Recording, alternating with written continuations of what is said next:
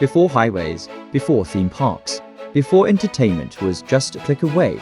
There was a place in Jackson, Tennessee where people went to feel alive. It was called Highland Park, a lakeside escape built around Campbell Lake. And hidden inside it was something almost no one today remembers: a roller coaster. In the early 1900s, Highland Park wasn't just a park, it was the heart of the community. Families arrived in wagons. Later, in early automobiles. Children ran through open fields. Couples walked along the lake. And on warm afternoons, laughter echoed through the trees as people lined up for a ride that, at the time, felt like pure magic. A wooden roller coaster, rising above the park. This wasn't the massive steel giants we know today.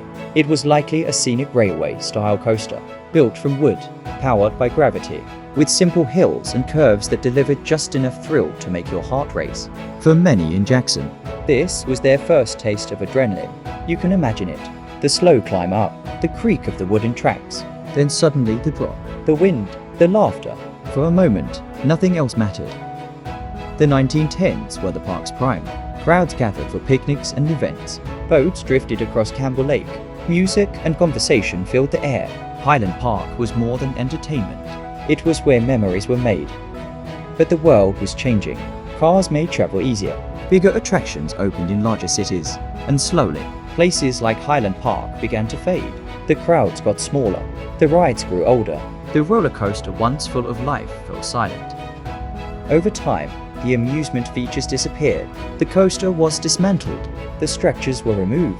The land was redeveloped. Today, nothing obvious remains. No tracks, no station, no sign that a roller coaster ever stood there. But the story isn't gone.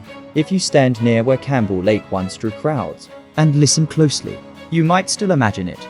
The click of the tracks, the rush of the ride, the laughter carried through the trees. Because places like Highland Park don't truly disappear. They live on in stories, in history, in the echoes of a town that once dared to dream a little bigger.